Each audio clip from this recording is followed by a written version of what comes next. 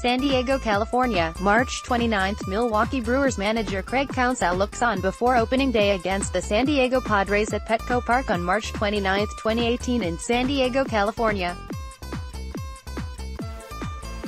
Photo by Denis Poroy, Getty Images. Boy, do we love threes here at Dairyland Express. In another edition of your Milwaukee Brewers roundtable, we ask three writers 3 questions about the 3-day 1 selections in the 2018 MLB Draft. Wendlandt. At Wendlandt, I really like what they did with their first 2 picks and I'm intrigued by their third. Brice Turang was one of the safest selections in the draft on day 1 and should step into the system immediately and potentially see time in Single-A Wisconsin by the end of the year. On the other end of the spectrum are Drew Gray and Micah Bello. Both guys have mountains of potential but will need plenty of time to figure out what players they'll be professionally. Gray, in particular, has a lot of raw tools to be molded and could end up as one of the steals of the draft 5 years from now. He has a lot of the tools that Monte Harrison had when he was drafted, namely his natural athleticism and absolute cannon of an arm. He also has one of the quickest bats, which will always play. Bello could be a good leadoff or number 2 hitter with time, but he needs a lot of seasoning and may have been drafted over his projection, so the team could sign Turang.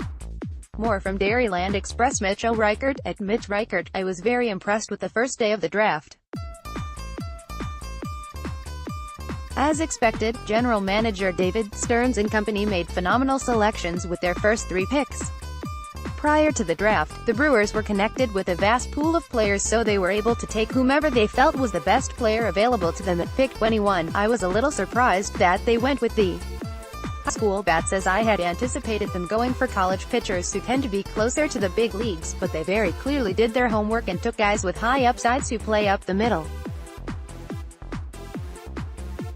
Each of their selections the first day were guys who have multiple solid tools and are able to play solid defense at premium positions, which is what has worked for them in the past couple drafts. Brian Sampson. At Brian Sampson. But it was very surprising they went with 3 high school bats, but I can fully get behind the best player approach. By selecting the best player, it ensures their farm system always has the highest level of talent possible. Even if a position is loaded, like outfield, or it's blocked in the majors, also outfield, that won't always be the case. Especially when these guys are ready to contribute at that level.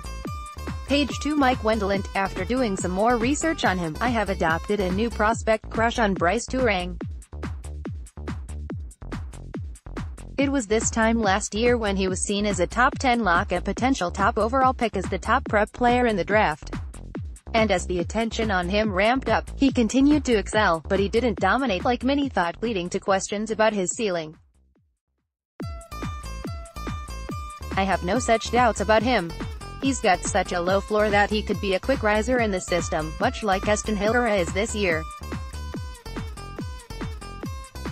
He plays very good defense and has a lightning-quick bat with a knack for getting the barrel on the ball more often than not. At his floor, Turang reminds me of Jose Iglesias with his speed and defense. If he hits his ceiling, he could be similar to Barry Larkin. The only worry is whether he'll sign.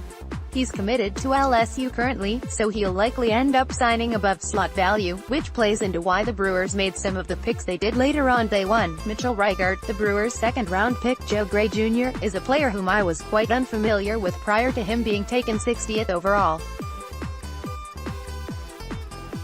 Gray was the 61st best draft prospect according to MLB Pipeline. He has some of the highest upside within the entire draft class, but it is feared that he won't learn how to hit better pitching. Despite this, Gray has a powerful arm that was actually clocked at 98 miles per hour at an event he participated in within the past year. He also has some very intriguing raw power and is young enough to possibly add more muscle and more power to his game as well. MLB Pipeline also compares him to Torrey Hunter, who was an above-average big leaguer in his prime, and I don't think anyone could complain about that.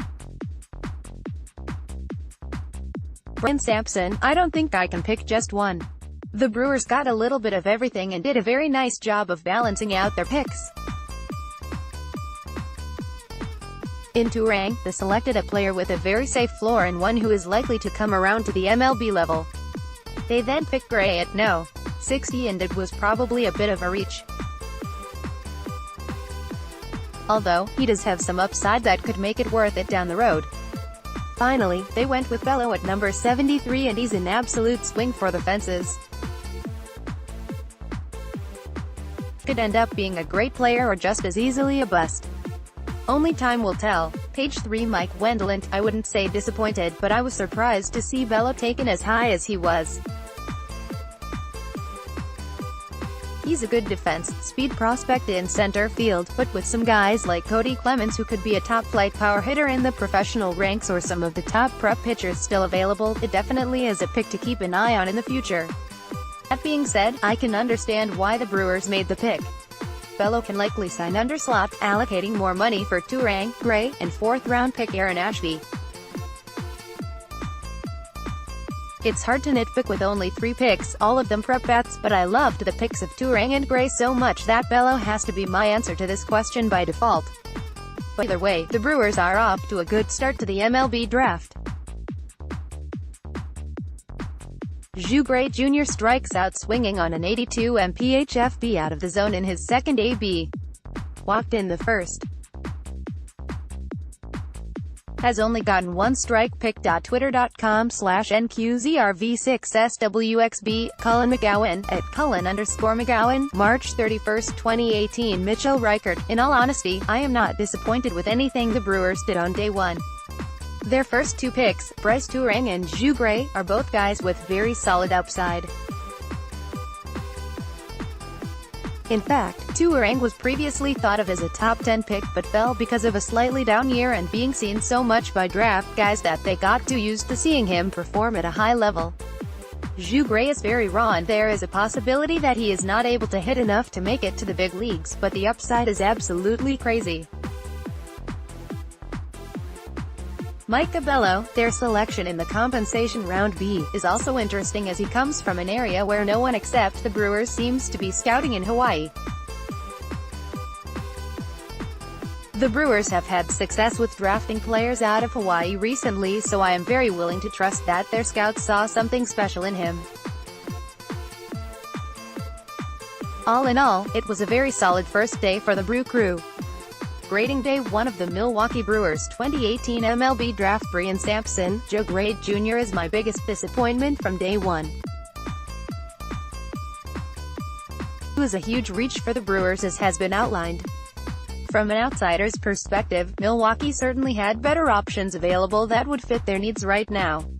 With that being said, it's impossible to predict the needs down the road, and if Stearns truly felt Gray Jr. was the best player available, who am I to doubt him?